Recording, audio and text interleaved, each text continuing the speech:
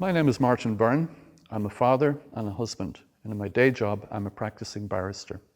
Before I qualified as a barrister, I worked in the manufacturing and engineering industry in Ireland for over 20 years, and I currently live in County Monaghan in Ireland. The pandemic has affected my life in an enormous way, I suppose just like everyone else. And it all came into sharp focus for me when the government announced the lockdown. What's that? How was our lives going to be affected by that lockdown?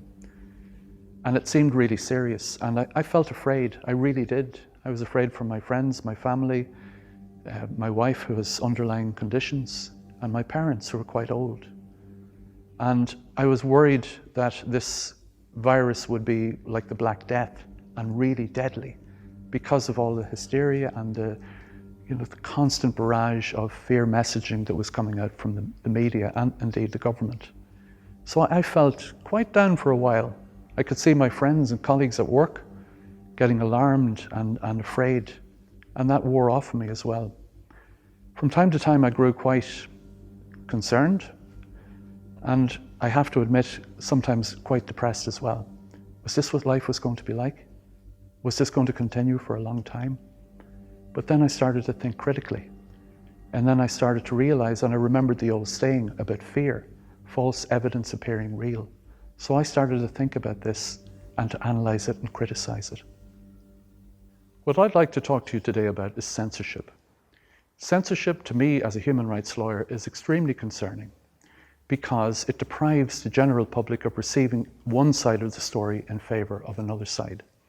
It was drawn sharply into focus for me back in February of 2020, when I saw an interview with a famous professor of international law, and I shared that interview with some colleagues of mine.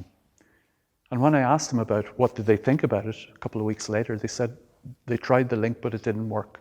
And when I looked at it, I realized the video had been deleted. It had been censored. And over the following months, the censorship just grew worse and worse. I've seen professors, scientists, doctors, lawyers, and people from all disciplines been deplatformed, been censored. And that's extremely concerning to me because most people don't realize that freedom of expression includes two parts: the right to give out information and the right to receive information. So when one side is blocked out in favor of another side, the general public, we the people, are not getting the full story, and that's concerning. Why? Because freedom of expression is such an important and valuable fundamental right. It's the cornerstone of democracy. Many of our other fundamental rights depend on our freedom of expression. So the big tech censorship has culminated in deplatforming the President of the United States. If it can happen to a president, it could happen to you or I, and that's really concerning. So I think when we look at that, I think big tech has shown its true colors. I think it would be more appropriate, rather than calling them social media, perhaps socialist media would be more fitting.